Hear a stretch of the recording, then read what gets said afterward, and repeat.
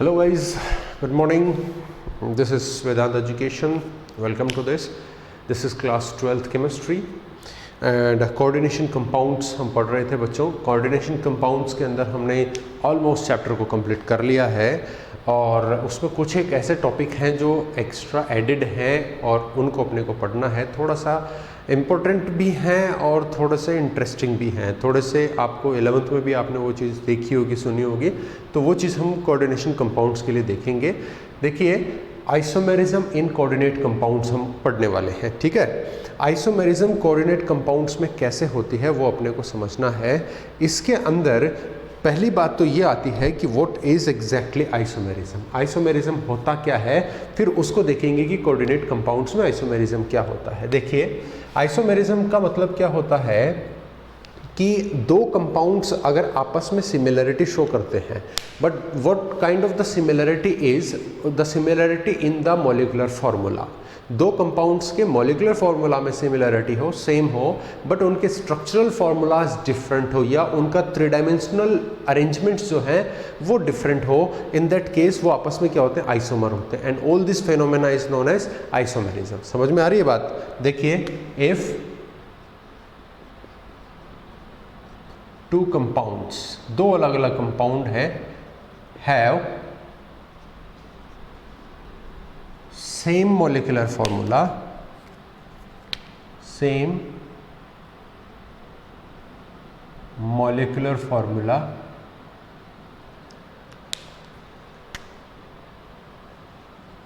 but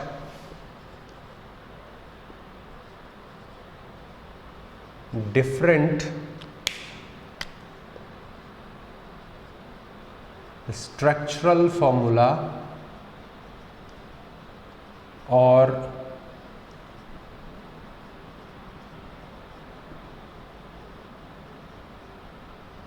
three dimensional arrangement are known as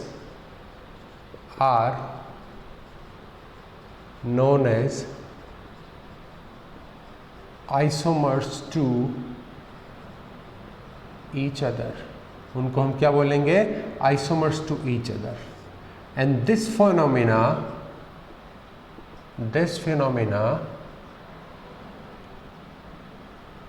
is known as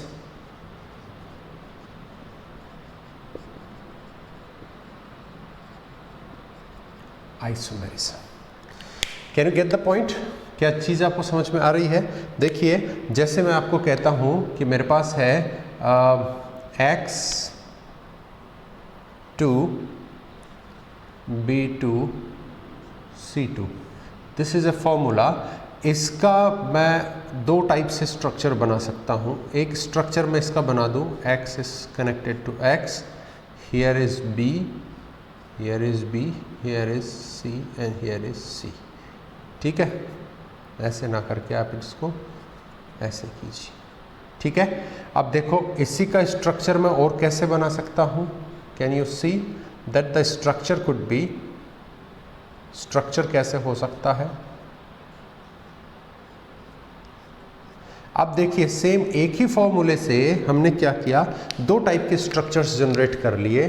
this structure and this structure both are having the same formula but their structure formula is different. अब उसमें आप ये कह सकते हैं कि B जो है X और X, दोनों X के ऊपर जो B है वो यहाँ पे अपोजिट डायरेक्शन में है, यहाँ पे सेम डायरेक्शन में.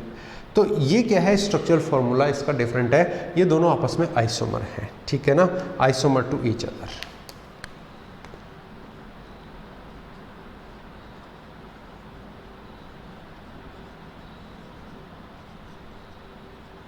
ठीक है, ये है दोनों आपस में isomer.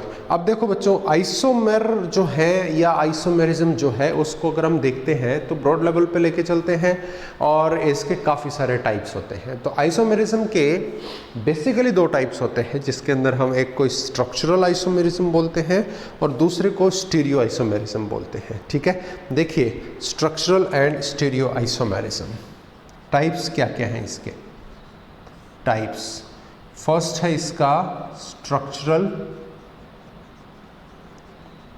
Isomerism and second one is stereo isomerism. Okay, ये दोनों ही क्या है, इसके अंदर आपके कोऑर्डिनेट कंपाउंड्स में दोनों टाइप के ही आइसोमेरिज्म आपको देखने को मिलेंगे। और दोनों टाइप के आइसोमेरिज्म के अंदर अपने को अब डिटेल में पढ़ना है कि स्ट्रक्चरल आइसोमेरिज्म किस टाइप से आप शो कर सकते हैं इन कंपाउंड्स के अंदर, और इन कंपाउंड्स के अंदर आप किस तरीके से शो कर सकते हैं स्टीरियो आइसोमेरिज्म को। ठीक है, तो चलिए देखते हैं कि स्ट्रक्चरल एंड स्टीरियो आइसोमेरिज्म किस टाइप से डिफाइन हो रहा है। हालांकि दोनों के अंदर आप दोनों ही टाइप्स को आप इसके अंदर देखेंगे। देखिए, मैं पहला शुरू करता हूं स्ट्रक्चरल को। फर्स्ट है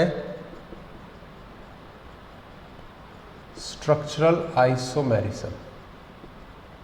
बच्चों ध्यान देना, स्ट्रक्चरल और स्टीरियो आइसोमेरिज्म में जो बेसिक डिफरेंस होता है, अच्छा बेसिक डेफिनेशन तो दोनों की सेम आएगी।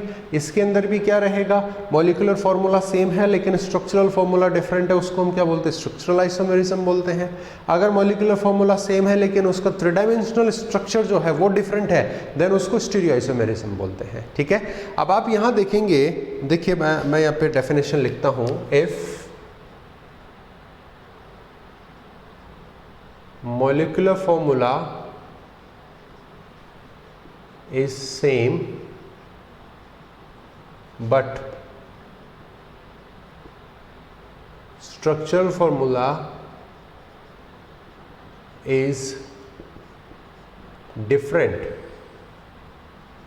those are structural isomers। ठीक है, ये बात है।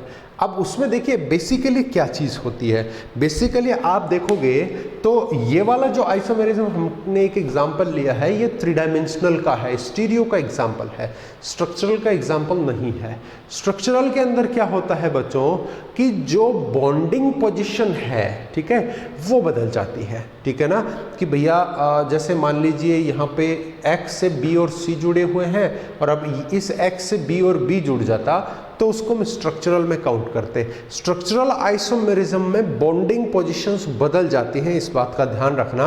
जबकि स्टीरियो के अंदर क्या होता है, उनकी स्ट्रक्चरल पोजीशंस या फिर उनकी बॉन्डिंग पोजीशंस कभी नहीं बदलती हैं। यू सी, इस X से कौन कौन जुड़ा हुआ है, B और C, इससे ये B और C, इससे अभी भी B और C है और इससे भी B और C है। बस क्या हुआ है, इनकी पोजीशन बदली है, इनकी देखो, इसको B को ऊपर और C को नीचे, मतलब ये 3 डायमेंशन में स्पेस में ऐसे B और C था, उसको ऐसे बदल दिया, बाकी बॉन्डिंग वो उसी X से कर रखा है। समझ में आ रही है बात? तो बॉन्डिंग अगर नहीं बदल रही है तो वो स्टीरियो के अंदर चला जाएगा, 3 डायमेंशन के अंदर चला जाएगा, स्पेस आइसोमेरिज्म में चला जाएगा। लेकिन अगर बॉन्डिंग एज सच नहीं है, बदल गई है, तो उसको हम क्या बोलेंगे, स्ट्रक्चरल आइसोमेरिज्म बोलेंगे। और मैं यहां लिख देता हूं, here the bonding in 2 structural isomers will be different। उनमें बॉन्डिंग जो हो जाएगी बच्चों, वो क्या हो जाएगी, डिफरेंट हो जाएगी। ये बात आपको समझना है। आप स्टीरियो को अपन आगे देखेंगे तो स्टीरियो और स्ट्रक्चरल में क्या डिफरेंस होता है वही आपको समझना है। स्ट्रक्चरल में स्ट्रक्चर का डिफरेंस है, जबकि स्टीरियो के अंदर क्या डिफरेंस होता है, उनकी 3 डायमेंशनल अरेंजमेंट का डिफरेंस होता है ना। मॉलिक्यूलर फॉर्मूला तो इनके लिए भी सेम होगा और इनके लिए भी सेम होगा, लेकिन इनमें स्ट्रक्चर का डिफरेंस है, इनके अंदर क्या है, उसकी 3 डायमेंशनल अरेंजमेंट का डिफरेंस है। ठीक है, इनके अंदर क्या होता है, उनकी स्ट्रक्चर का डिफरेंस कैसे हुआ, उनकी बॉन्डिंग पोजीशन बदलने से, कि यहाँ पे कार्बन है, इस कार्बन से ये वाला जुड़ा हुआ है, अब दूसरे के अंदर ये वाला ना जुड़ के ये वाला जुड़ गया, तो स्ट्रक्चर कैसे बदला, बॉन्डिंग पोजीशन बदलने से स्ट्रक्चर बदल गया है। इसको हम स्ट्रक्चरल आइसोमेरिज्म में काउंट करते हैं। आइसोमेरिज्म स्टीरियो, इसके अंदर कभी भी बॉन्डिंग पोजीशंस नहीं बदलती है बच्चों। ठीक है, अब देखो जो स्ट्रक्चरल आइसोमेरिज्म है उसको अपन पढ़ते हैं हमारे पास में जो कोऑर्डिनेट कंपाउंड्स हैं उनके लिए, और कोऑर्डिनेट कंपाउंड्स के लिए हम जो स्ट्रक्चरल आइसोमेरिज्म पढ़ेंगे उसके 4, 5, 6 टाइप्स हैं, उनको अपन देखते हैं। ठीक है, सबसे पहले हमारे पास में है आयोनाइजेशन आइसोमेरिज्म। किसके लिए, कोऑर्डिनेट कंपाउंड्स के लिए है, आयोनाइजेशन आइसोमेरिज्म है। ठीक है बच्चों, ध्यान देना इस बात पे। देखिए ए, किसमें? स्ट्रक्चरल के अंदर ही बात कर रहा हूं मैं, A. It is ionisation, ionisation isomerism. Okay, ionisation isomerism. Okay, देखिए इसके अंदर क्या है कि आपका जो कोऑर्डिनेट कंपाउंड होने वाला है उसका आप आयोनाइजेशन करेंगे। अगर कोई भी दो ऐसे कोऑर्डिनेट कंपाउंड्स जिनके मॉलिक्यूलर फॉर्मूला तो सेम है, लेकिन जब उनको आप एक्वस सॉल्यूशन में डिसॉल्व करेंगे या एक्वस सॉल्यूशन बनाएंगे तो आयोनाइज होंगे, और आयोनाइज होंगे तो डिफरेंट डिफरेंट टाइप के आयंस प्रोवाइड करते हो। उसी को हम क्या बोलेंगे? आयोनाइजेशन आइसोमेरिज्म बोलेंगे। देखिए, two compounds which have same molecular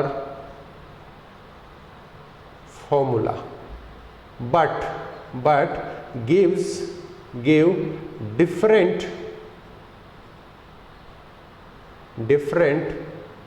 ions on dissolving in water। अगर दोनों को हम क्या कर दें? वाटर में डिसोल्व कर दें तो आयंस क्या देते हैं? डिफरेंट डिफरेंट देते हैं।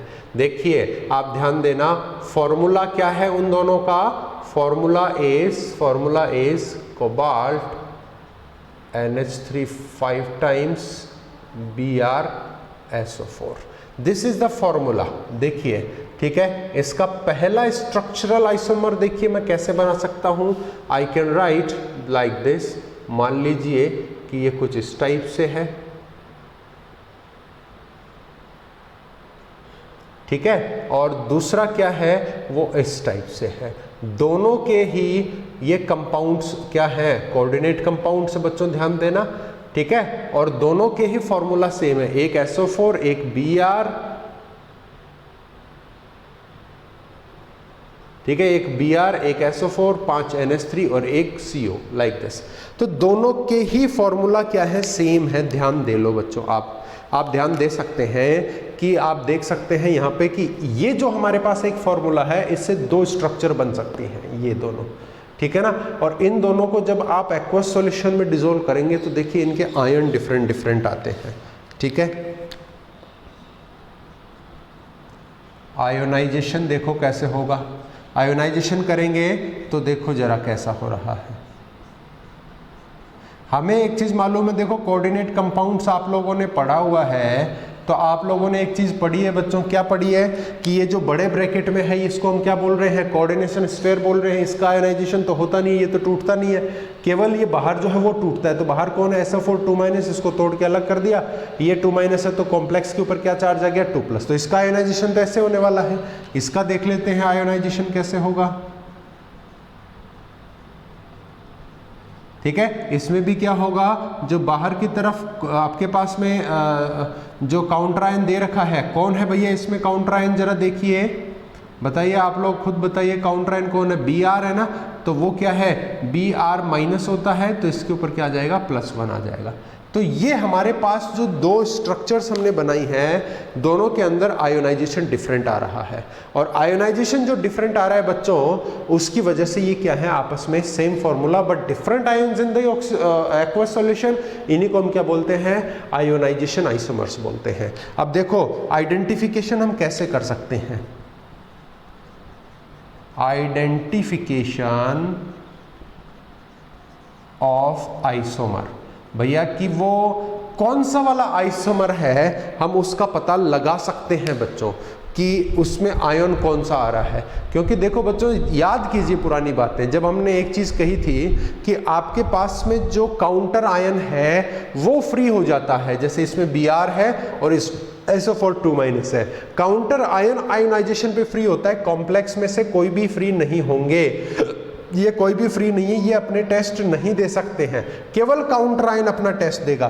तो इनके आइडेंटिफिकेशन टेस्ट लगा के देख लीजिए कि काउंटर आयन कौन है, तो हम बता देंगे कि भैया स्ट्रक्चर कैसा होने वाला है। तो हम क्या करते हैं, जैसे ही इनके अंदर क्या किया हमने, जैसे ही इनके अंदर हमने क्या डाला, BaCl2 डाल के देखता हूं मैं। सबसे पहले मैंने क्या डाला, सबसे पहले मैंने डाला इसमें AgNO3। जैसे ही इस वाले कॉम्प्लेक्स के अंदर, मान लीजिए हमें आपको दिखता नहीं है, बीकर में हमारे पास कॉम्प्लेक्स दिख नहीं रहा है ना, कॉपर भाई कौन सा ये वाला है या ये वाला है, हमने उसके अंदर क्या डाला, AgNO3 डाले कुछ ड्रॉप्स, कोई रिएक्शन नहीं हुई, ठीक है। फिर हमने क्या किया, BaCl2 डाला, addition BaCl2 gives white PPT of। फिर हमने क्या किया, थोड़ा सा उसमें BaCl2 डाल दिया। BaCl2 डालते क्या हुआ, व्हाइट प्रेसिपिटेट आ गया। हमें मालूम है कि BaCl2 में कौन है पॉजिटिव आयन, Ba2+, Barium2+, और बेरियम है केवल सल्फेट के साथ व्हाइट प्रेसिपिटेट देता है। और जैसे व्हाइट प्रेसिपिटेट आए तो हमने कहा कि भैया वहां पे सल्फेट आयन क्या है, फ्री है, जब भी तो ये सल्फेट आयन इस Ba के साथ रिएक्ट करके व्हाइट प्रेसिपिटेट BaSO4 देगा। तो हमने आइडेंटिफाई कर लिया कि वहां पे काउंटर आयन कौन है, सल्फेट है।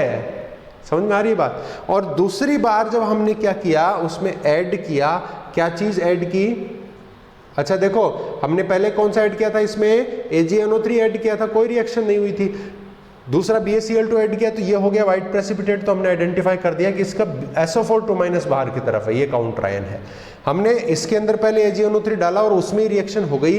क्या रिएक्शन हुई कि इसके अंदर लाइट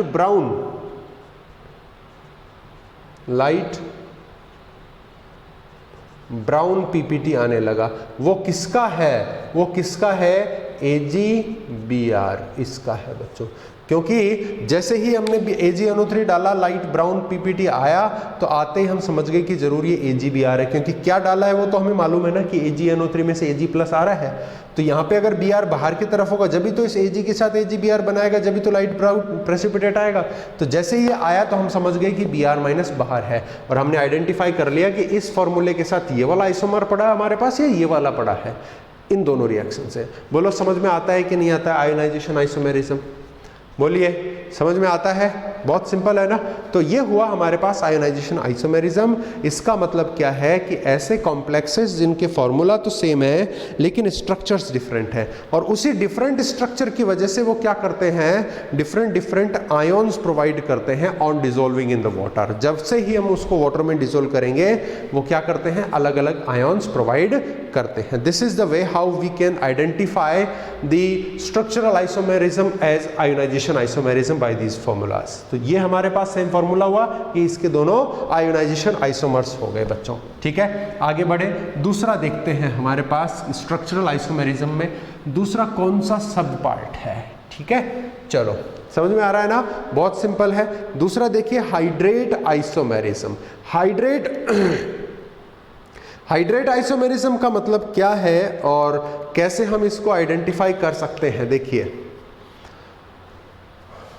बी हाइड्रेट आइसोमेरिज्म या आइसोमर्स है ना, चलेगा दोनों। देखिए when formula of complex is same but their H2O molecules are different in coordination and ionic sphere, ठीक है, इज हाइड्रेट आइसोमेरिज्म। अब आप बच्चों ये समझिए, हाइड्रेट का मतलब ही वाटर से होता है ना, हाइड्रेशन का मतलब वाटर का ऐड होना। तो हाइड्रेट आइसोमेरिज्म की बात हो रही है, इसका मतलब हम समझ जाएंगे कि फॉर्मूले में कहीं ना कहीं वो वाटर मॉलिक्यूल की बात करने वाला है, ठीक है। अगर वो वाटर मॉलिक्यूल की बात कर रहा है तो वो किस टाइप से हम उसको आइडेंटिफाई करेंगे और क्या चीज़ की हम बात करते हैं, वो ये कहता है कि अगर किसी 2 या 3 या जितने भी आपके पास में कंपाउंड्स हैं उनका मॉलिक्यूलर फॉर्मूला सबका सेम जनरेट हो रहा है लेकिन उनके स्ट्रक्चर्स डिफरेंट है। और डिफरेंस क्या है उसके अंदर कि वो H2O मॉलिक्यूल जो है वो कोऑर्डिनेशन स्फीयर और आयोनिक स्फीयर, कोऑर्डिनेशन स्फीयर कौन सा होता है, ये वाला होता है, और आयोनिक स्फीयर कौन सा होता है, बाहर का, चाहे नेगेटिव है तो इधर, पॉजिटिव है तो इधर। तो कोऑर्डिनेशन और आयोनिक स्फीयर में वाटर मॉलिक्यूल का अगर नंबर डिफरेंट आता है बच्चों तो उसी को क्या कहते हैं, उसी को हम क्या कहते हैं आपस में, उनको हाइड्रेट आइसोमर्स बोलते हैं। एग्जाम्पल मॉलिक्यूलर फॉर्मूला देखो बच्चों, मॉलिक्यूलर फॉर्मूला, ठीक है, मॉलिक्यूलर फॉर्मूला है CrCl3.6H2O। ये है हमारे पास कॉम्प्लेक्स कंपाउंड का molecular formula. What it can give, ये पहला स्ट्रक्चर ऐसे दे सकता है बच्चों, ध्यान देना, it can provide first complex like this, it can provide another complex like this, देखते जाइए आप, और ये तीसरा कॉम्प्लेक्स जो है वो कुछ इस तरीके से दे सकता है।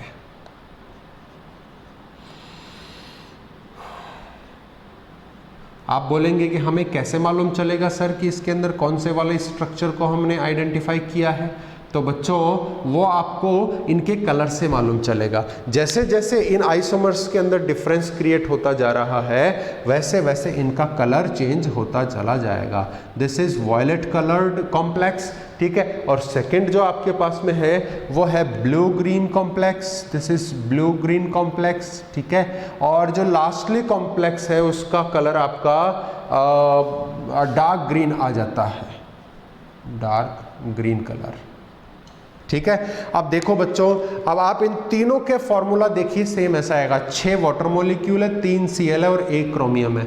देखो यहाँ पे 2 और 4 6 वाटर मॉलिक्यूल हो गए, 2 and 1 3 Cl हो गए और 1 क्रोमियम होगा।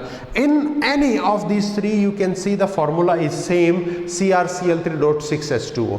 तीनों के तीनों कॉम्प्लेक्सेस में फॉर्मूला यही है, लेकिन इन कॉम्प्लेक्सेस में डिफरेंस देखोगे आप तो इसके कोऑर्डिनेशन स्फीयर में 6 मॉलिक्यूल्स ऑफ वाटर हैं, इसके में 5 है, इसके में 4 है।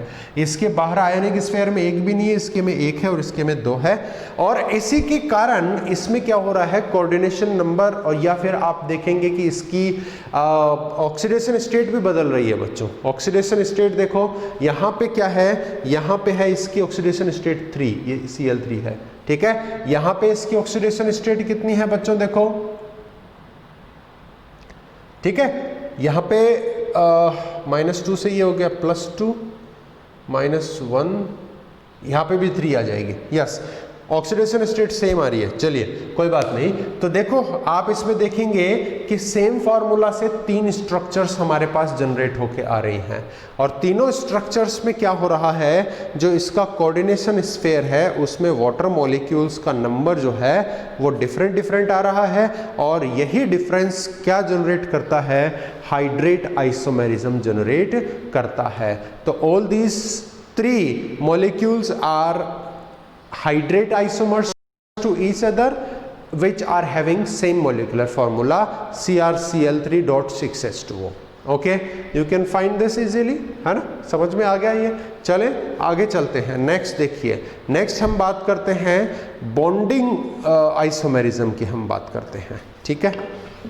आप लोग इसको नोट डाउन कर लीजिए, पॉज करने की आवश्यकता पड़ती है तो पॉज करके नोट डाउन कीजिए। आप नोट डाउन करते चलिए साथ साथ में।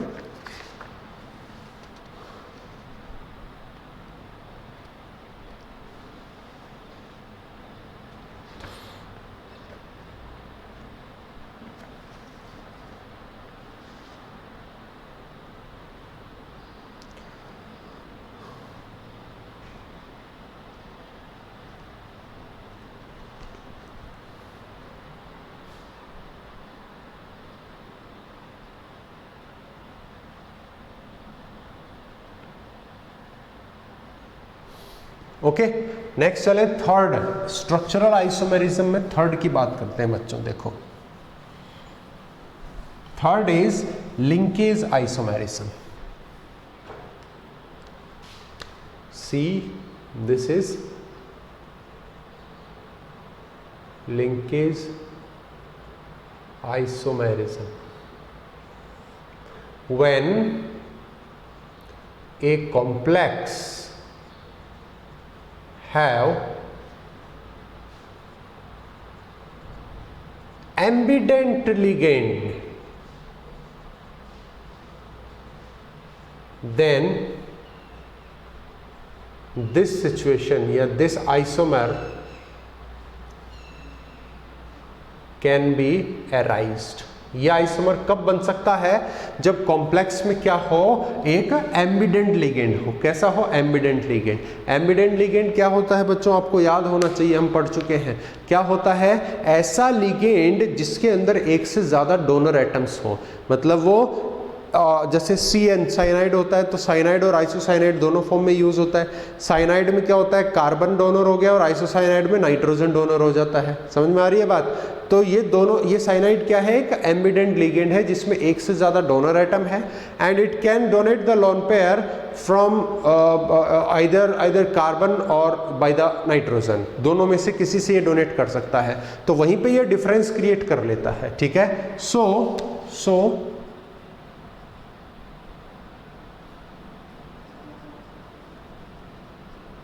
compounds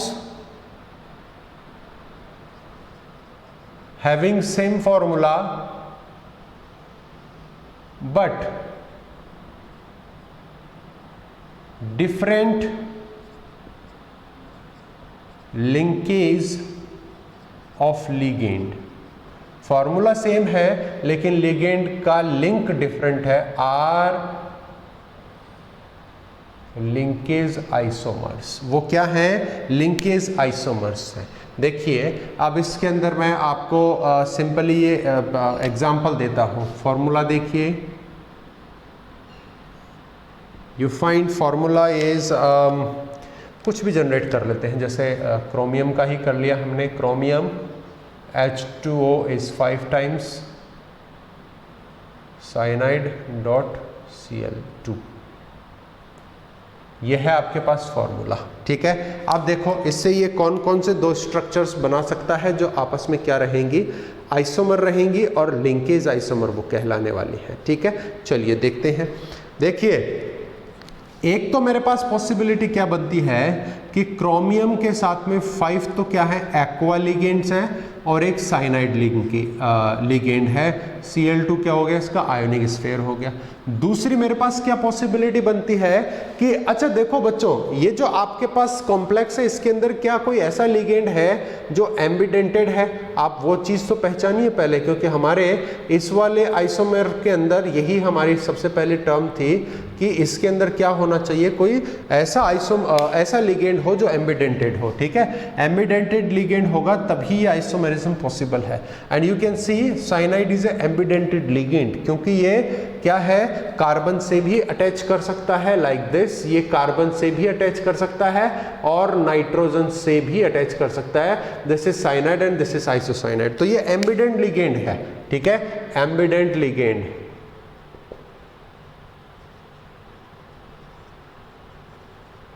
this is ambient ligand और आप देख सकते हैं कि ये दोनों इसके क्या हैं? स्ट्रक्चरल आइसोमर्स बन सकते हैं। These are possible structural isomers are here.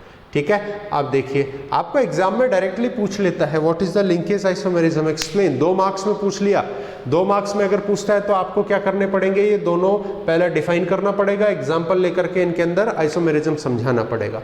आप यूँ कहेंगे कि सर एक ही बात है, Cl लिखो NC लिखो, इनमें कोई डिफरेंस नहीं है, आप पागल बना रहे हैं।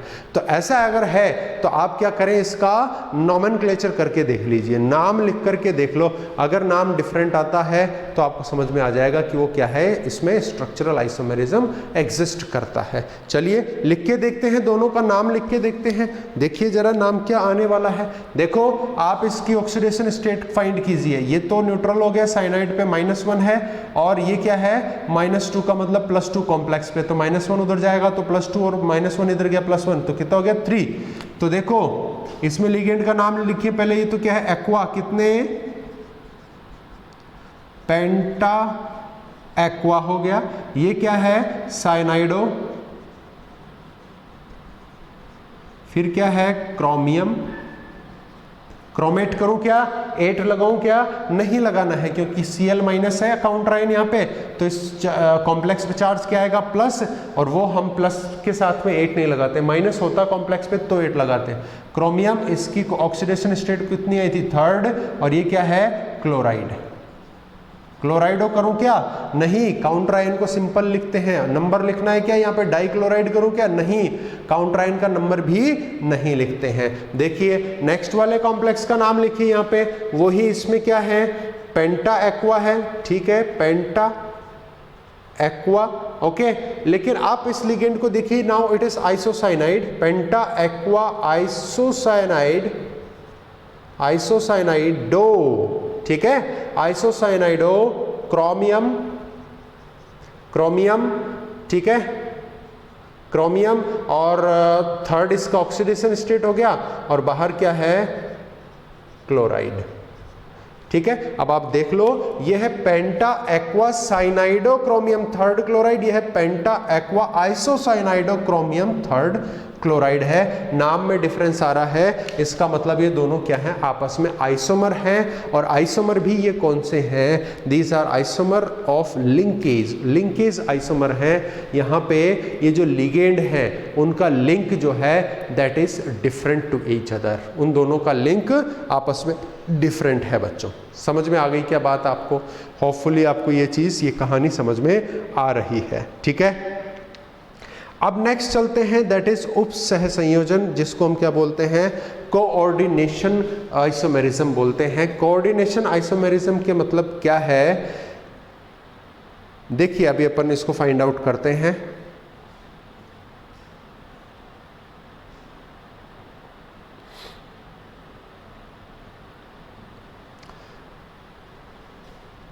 देखो कोऑर्डिनेशन, इसका मतलब क्या है, कहीं ना कहीं इसमें जो कोऑर्डिनेशन स्फीयर है उसका रोल आने वाला है, ठीक है।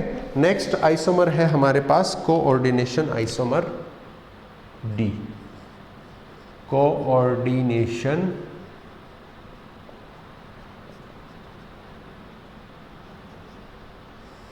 Isomer.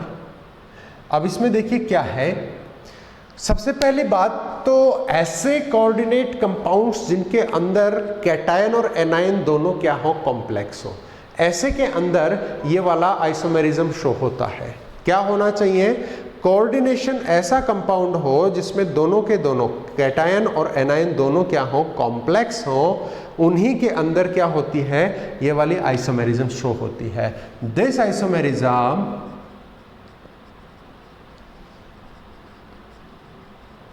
is shown by those compound या complexes which have cation and anion both complexes, दोनों ही क्या हैं, कॉम्प्लेक्सेस हैं, कैटायन भी और एनायन भी दोनों ही कॉम्प्लेक्स हैं। ऐसे कंपाउंड्स में आपको कोऑर्डिनेशन आइसोमेरिज्म देखने को मिलेगा, क्योंकि आप जैसे यहाँ पे देखेंगे तो ये Cl minus minus anion, anion क्या है, सिंपल आयन है ना, और इसके माइनस की वजह से यहाँ पे 2+ आएगा, तो ये कॉम्प्लेक्स कैसा है, पॉजिटिव, तो कॉम्प्लेक्स पॉजिटिव है, सिंपल एनायन है। यहाँ पे भी कॉम्प्लेक्स पॉजिटिव सिंपल एनायन है। तो ये हमने शुरुआत में भी पढ़ा था कि किसी भी कॉम्प्लेक्स को आप डिवाइड कर सकते हैं, कॉम्प्लेक्स कैटायन एनायन सिंपल हो जाएगा, कॉम्प्लेक्स एनायन और कैटायन सिंपल हो जाएगा, या फिर क्या हो, दोनों ही कैटायन एनायन दोनों ही क्या हो, कॉम्प्लेक्स हो। तो ऐसा स्थिति जब दोनों ही कैटायन और एनायन दोनों ही क्या हो, कॉम्प्लेक्स हो, यहाँ पे एनायन सिंपल है, दोनों ही कॉम्प्लेक्स हो, तभी क्या हो सकती है, कोऑर्डिनेशन आइसोमेरिज्म हो सकती है।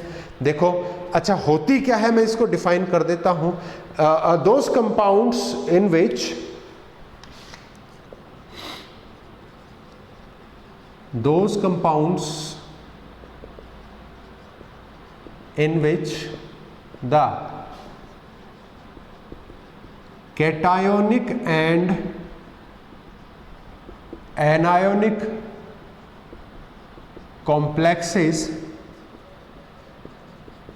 can exchange can exchange the ligands, अगर वो आपस में लिगेंड्स को एक्सचेंज कर सकते हैं, देन दैट इज कोऑर्डिनेशन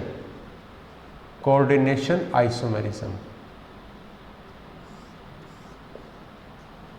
समझ में आ रही है क्या बात? हमने पहली कंडीशन ये रख दी है कि वो दोनों कैसे होने चाहिए, एनायन और कैटायन दोनों कॉम्प्लेक्स होने चाहिए, और वो दोनों कैटायनिक और एनायनिक कॉम्प्लेक्स अगर आपस में लिगेंड को एक्सचेंज कर पा रहे हैं ना, तो उसी केस को हम क्या बोलते हैं, कोऑर्डिनेशन आइसोमेरिज्म बोलते हैं।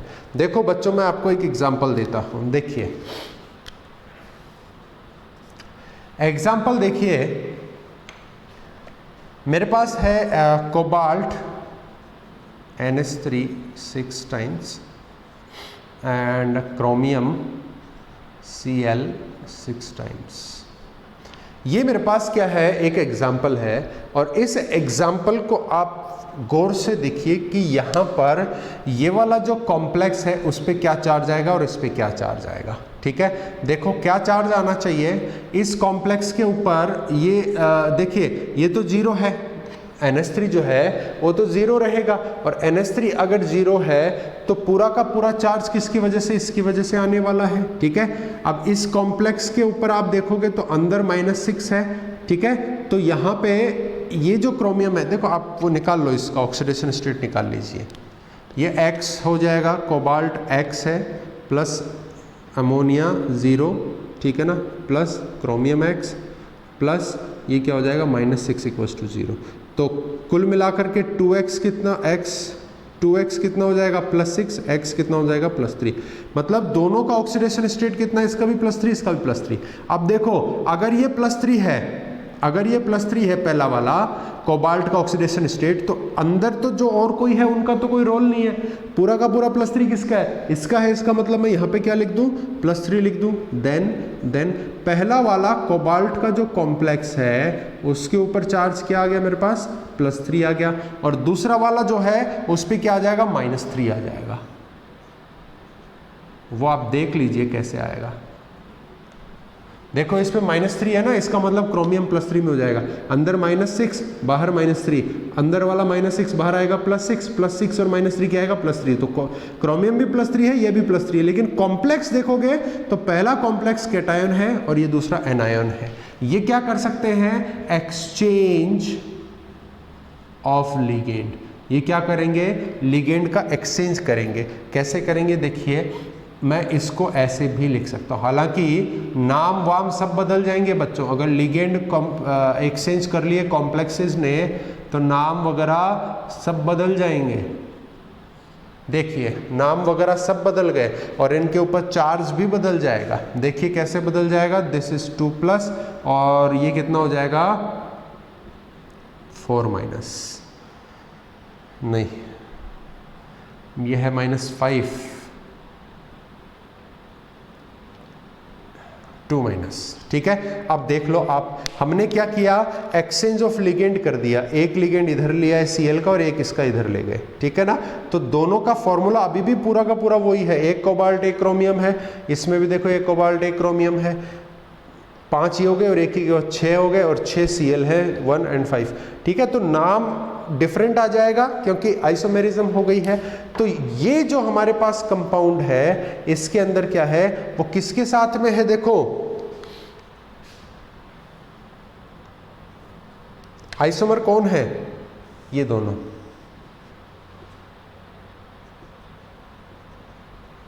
Isomers to each other. यहाँ पे मैंने ये क्या करके बताया है आपको, पहले उनके कैटायन एनायन समझाएं कि भैया कौन सा कॉम्प्लेक्स कैटायन है कौन सा एनायन है, ये कैटायन है ये एनायन है।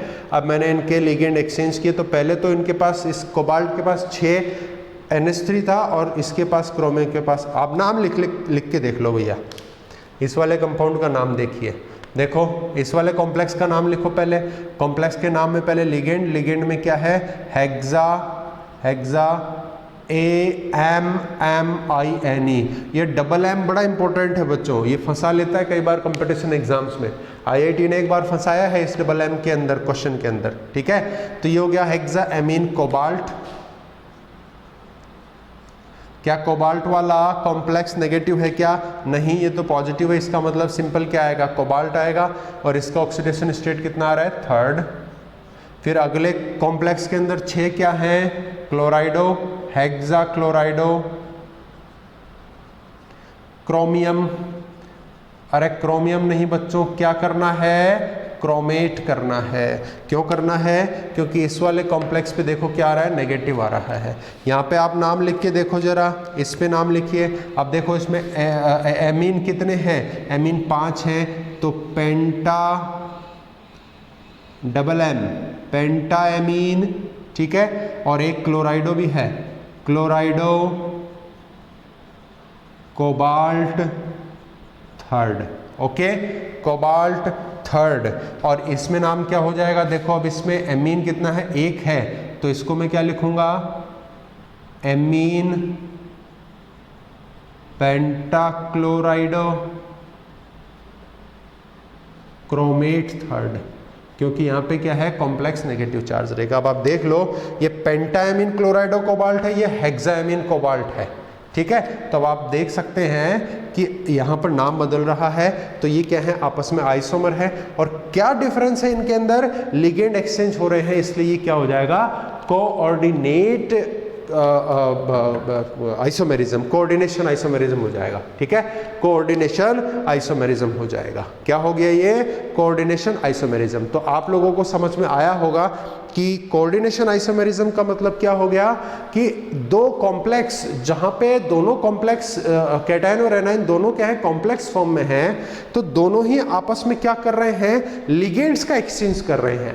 और लिगेंड्स का एक्सचेंज अगर वो कर रहे हैं तो उस केस में हम क्या बोलते हैं? उसको कोऑर्डिनेशन आइसोमेरिज्म बोलते हैं, ठीक है। अब देखिए इसके अंदर हम नेक्स्ट देखिए इसमें क्या होती है? लिगेंड आइसोमेरिज्म होती है। लिगेंड आइसोमेरिज्म के अंदर देखिए हम क्या पढ़ सकते हैं, क्या होगा लिगेंड आइसोमेरिज्म में?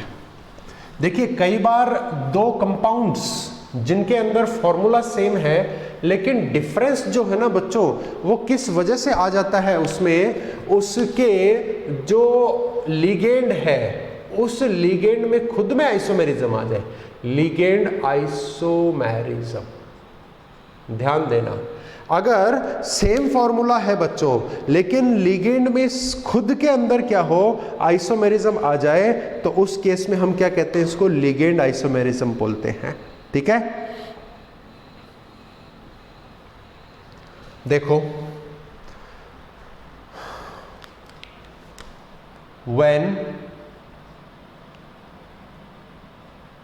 in two compounds, जब दो कंपाउंड्स में क्या हो रहा है? लिगेंड्स आर सेल्फ हैविंग, उनमें खुद में ही क्या है? Having isomerism, isomerism, then this is ligand isomerism. तब इसको हम क्या कहते हैं? लिगेंड आइसोमेरिज्म कहते हैं। देखो ये स्ट्रक्चर देखिए मेरे पास कैसा है, आप पहचानिए इसको। एक स्ट्रक्चर मेरे पास ऐसा है,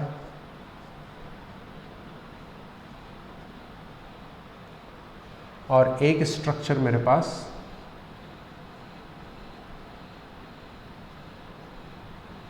ये 3 स्ट्रक्चर हैं बच्चों मेरे पास। देखो ये क्या है हमारे पास? 1 और 2 के ऊपर क्लोरो है, तो मैं इसको क्या कर सकता हूं? 2 क्लोरो फेनिल, है ना। इसको मैं क्या कह सकता हूं? 2 क्लोरो फेनिल रिंग बोल सकता हूं, ठीक है। इसी के साथ अगली जो है उसको मैं क्या बोल दूंगा? ये हो जाएगी आपके पास में, देखो पोजीशन बदल गई है, 1 2 3, तो ये क्या हो गई? 3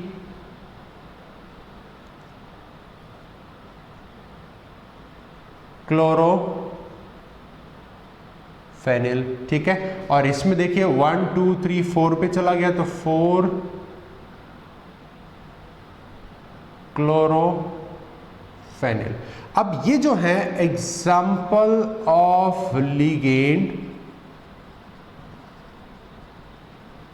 हैविंग आइसोमेरिज्म।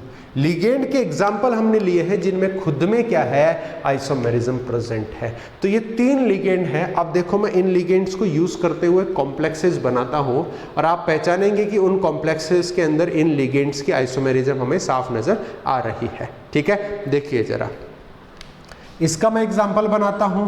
कॉम्प्लेक्स का एग्जाम्पल देखिए, मान लीजिए मैंने क्या ले लिया, कोई भी कोबाल्ट का ले लिया, क्रोमियम का ले लिया, any kind of the complex I can take. तो मैंने मान लीजिए क्रोमियम का कॉम्प्लेक्स ले लिया है। क्रोमियम का कॉम्प्लेक्स है, उसके अंदर 5 तो क्या है, एमीन है और एक ये वाला है। इसका फॉर्मूला देखो कितने कार्बन है, 1 2 3 4 5 6, C6 हो गया। ठीक है, हाइड्रोजन कितने हैं इसमें, यहाँ पे 2 4 6 8।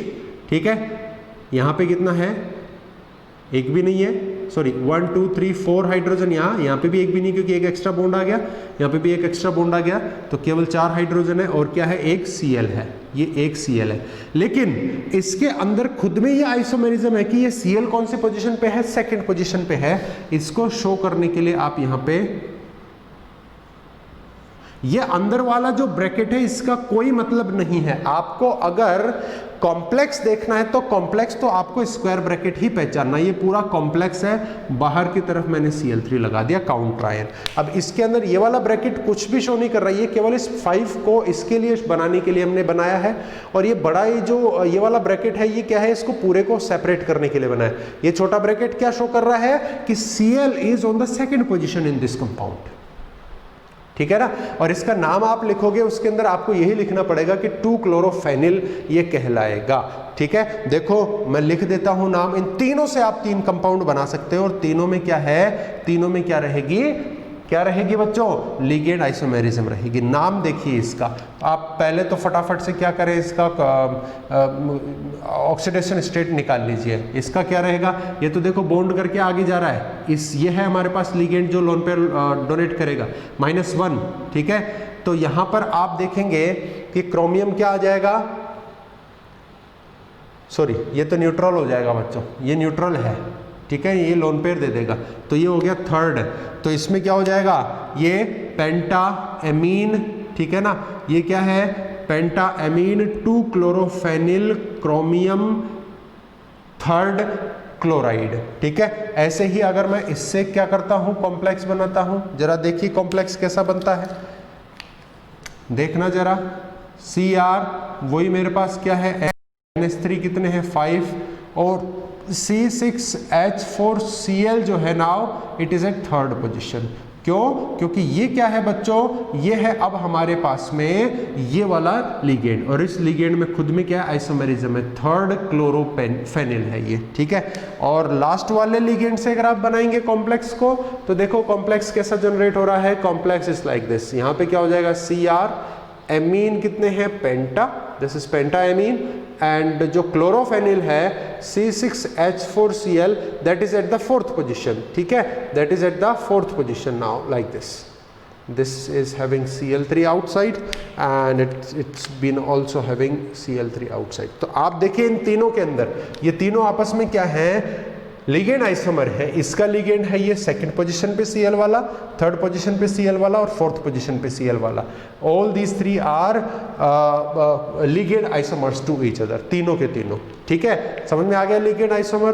तो लिगेंड आइसोमर कौन होते हैं, ऐसे लिगेंड्स जिनके अंदर खुद में ही क्या हो, खुद में ही आइसोमेरिज्म हो, खुद के अंदर ही लड़ाई हो रही है, तो उस लड़ाई के चक्कर में क्या है, वो लिगेंड आइसोमेरिज्म जनरेट करते हैं। ठीक है बच्चों, बात समझ में आ रही होगी आपको। अब स्ट्रक्चरल आइसोमेरिज्म का हम लास्ट आइसोमर लेकर के चलते हैं, that is coordination position isomer. ठीक है ना, कोऑर्डिनेशन पोजीशन आइसोमर। उसका मतलब क्या है, उसका मतलब है हम इसके अंदर सिस एंड ट्रांस टाइप की बात करेंगे। देखते जाइए आप,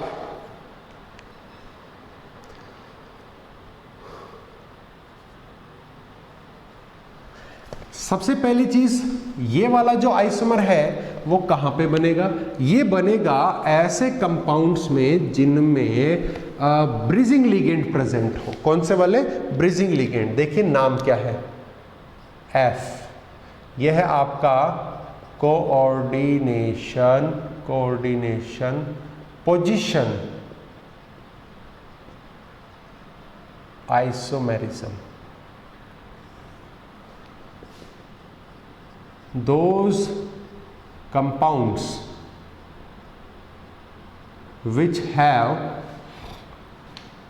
ऐसे कंपाउंड्स जिनके अंदर क्या हो,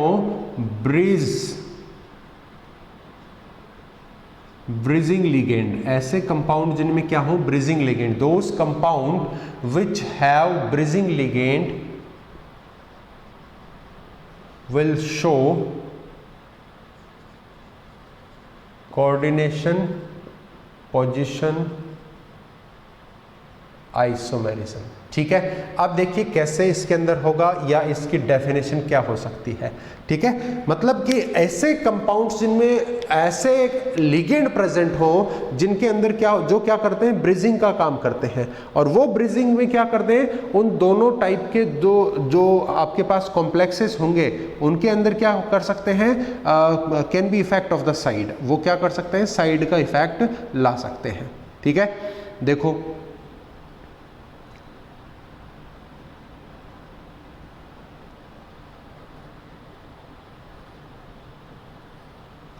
देखिए,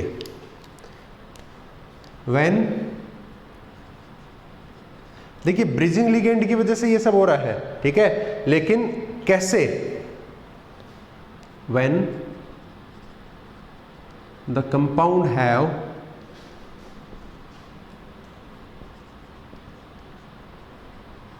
different binding of bridging ligand, bridging ligand की क्या हो, बाइंडिंग डिफरेंट हो, will have coordination position, isomers. ठीक है. देखो दो कंपाउंड्स में यहाँ पे आपके सामने ड्रॉ करता हूँ. One is NH3 is 4 times CONH2 O2. These are two bridging ligands. Again it might be the chromium, NH3 2 times, and this is Cl2 C. This is the complex. ये आपके सामने एक कॉम्प्लेक्स है. ठीक है. ये जो कॉम्प्लेक्स है, ये कॉम्प्लेक्स आप यहाँ चेक कीजिए कि Cl जो है केवल एक के ऊपर आ रहा है, क्रोमियम के ऊपर आ रहा है. इसको आप बोल सकते हैं नॉन सिमेट्रिक बोल सकते हैं. ठीक है. अभी अपन देखेंगे एसिमेट्रिक. ओके. और अगर मैं इसी को क्या करता हूं, बिल्कुल बैलेंस कर दूं. देखो बैलेंस कैसे कर सकता हूं. NH3 3Cl cobalt, NH2 O2 chromium, दो की जगह इसको भी कर दो NH3 3 1 Cl. अब जरा देखिए, इज इट नॉट सिमेट्रिक. ये क्या है, आपके पास सिमेट्रिक है. तो देखो इसके अंदर यहाँ पे 4 एमीन थे, यहाँ पे 2 एमीन 2 Cl थे, तो इसकी सिमेट्री नहीं थी. यहाँ पे सिमेट्री है. 3 NH3 1 Cl 3 NH3 1 Cl. Formula दोनों का सेम है, इसलिए इसको आप क्या बोलोगे, पोजीशन आइसोमर्स. जैसे इसके अंदर हमने क्या जनरेट किया, सिमेट्रिक और asymmetric type of the formation या लिंकेज या बॉन्डिंग या binding of the ligand. Ligand की बाइंडिंग क्या है, सिमेट्रिक और एसिमेट्रिक टाइप का फॉर्मेशन यहाँ पे कर रही है. तो इसी को हम क्या बोलते हैं, कोऑर्डिनेशन पोजीशन आइसोमरिज्म बोलते हैं. So 6 type of the isomerism are there, isomers are there on the behalf of the structure in the complex compounds. complex compounds में कैसे, कितने हो गए, 6 टाइप के आइसोमर्स हो गए हैं स्ट्रक्चरल आइसोमर में. अब हमारे पास में इसका बचता है stereo isomer, which we are going to take in the next lecture. Okay. तब तक के लिए thank you very much. Pose कीजिए, आप इसको नोट्स बनाइए, पढ़ते रहिए. ठीक है. मिलते हैं नेक्स्ट लेक्चर में. Thank you.